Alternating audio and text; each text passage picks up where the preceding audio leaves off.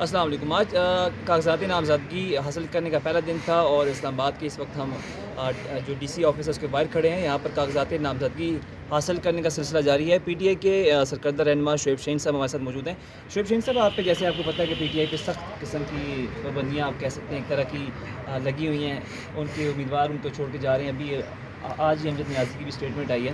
तो इस सूरत हाल में आप इलेक्शन कंटेस्ट कर रहे हैं, कौन से हल्कों से आप इलेक्शन कंटेस्ट कर रहे हैं और पीटीआई जो इस्लामाबाद में कौन कौन उम्मीदवार यहाँ पर कंटेस्ट करेंगे? देखें, इंशाअल्लाह ताला हम जो पीटीआई का लीडर है या वर्कर है वो ज़रूर इलेक्शन कंटेस्ट करेगा।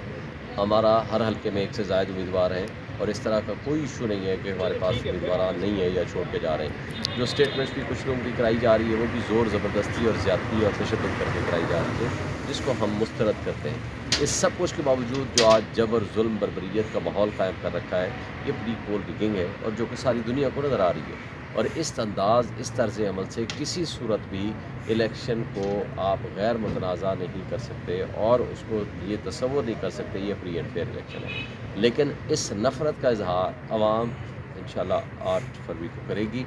वो बाहर निकलेंगे और पीटीआई को वोट देंगे। ये छोटी छोटी हरकतें जो इंतज़ामिया, जो केयर टेकर सेटअप्स या ये जो इदारे कर रहे हैं, ये बड़ी ज़्यादती है। हम इसकी मजम्मत करते हैं। सर, इस्लामाबाद के 3 हल्के, एक हल्के से सदुमा साहब खड़े होते थे, एक से खान साहब खड़े हुए थे, फिर उन्होंने सीट छोड़ दी या अवाम को सीट दे दी थी। तीसरे से राजा खुर्रम नवाज़ खड़े हुए थे। तीनों कैंडिडेट जो हैं आपको छोड़ चुके हैं, तो अब उसकी जगह क्या स्ट्रेटजी होगी? कौन कौन वहाँ इंतखाब लड़ेगा सर? देखिए, हमारे यहाँ अभी है इंशाल्लाह हमारे पास एक से ज़ायद उम्मीदवार हैं हर हल्के में, तो बाकी तो फाइनल खान साहब करेंगे और इंशाल्लाह ताला हमारी कंसल्टेशन उनसे जारी है। तो मैं भी लड़ूंगा, बाकी भी हमारे 2 हल्के और भी हैं जिसमें इंशाल्लाह हमारे उम्मीदवार की तादाद है, वो सबको पता है।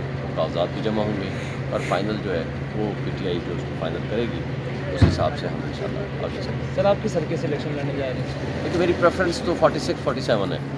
मैं तीनों से जमा कराऊंगा कागजात, जिस पे फिर खान साहब ने फाइनल किया तो उस पर मैं इंशाल्लाह फाइनल अपना। सर, कुछ सीधा रहनुमा बता दें जो भी इस्लामाबाद से कंटेस्ट करेंगे, क्योंकि काफ़ी उम्मीदवार हैं जो कंटेस्ट करना चाह रहे हैं। इसमें बाबर अवान साहब हैं, अमन मुगल साहब हैं, इवन के शरफ मरवत साहब ने भी कहा था कि वो भी कंटेस्ट कर सकते हैं। तो आप हैं, इस तरह बहुत सारे ऐसे रहनुमा हैं जो लाइन में लगे हैं। तो कुछ सीधा रहनुमा जो आपकी नज़र में या आप पार्टी भी आप बता सकते हैं कि वो लड़ सकते हैं इलेक्शन? देखें, इलेक्शन जो लड़ सकते हैं, जो भी वर्कर है या जो लीडर है हमारा, तो वो ज़ाहिर खान साहब फाइनल करेंगे। अब मैं बाई नेम ले लूँ और कुछ दोस्तों का नाम ना लूँ तो वो मुनासिब नहीं हो इस स्टेज पर। तो आपको कंपेन कैसे करेंगे? क्योंकि कंपेन के सिलसिले में आपको जैसा पीटीआई का एक मुतालबा है कि लेवल प्लेइंग फील्ड नहीं दी जा रही, तो उस सिलसिले में कोई स्ट्रैटेजी अपनाई है कि जैसे आपने एक वर्चुअल जलसा किया, उसमें आपने फीडबैक लोगों को देख लिया, तो इस तरह की कोई स्ट्रैटेजी अपनाएंगे? देखिए, वर्चुअल जलसे में मिलियंस की तादाद में लोगों ने उसमें शिरकत की और उसके साथ आप देखेंगे तो क्या हुआ, स्लो डाउन कर दिया गया इंटरनेट को। और पाइट की रिपोर्ट के मुताबिक 1 अरब 30 करोड़ रुपए का उन चंद घंटों में पाकिस्तान को नुकसान हुआ ऑफिशियली। ये पाकिस्तान की अपनी पाइट की रिपोर्ट है। तो मैं समझता हूँ कि इस तरह की हरकतें करके गवर्नमेंट अपने आप को एक्सपोज कर रही है, इदारे अपने आप को एक्सपोज कर रहे हैं, इसका नुकसान होगा।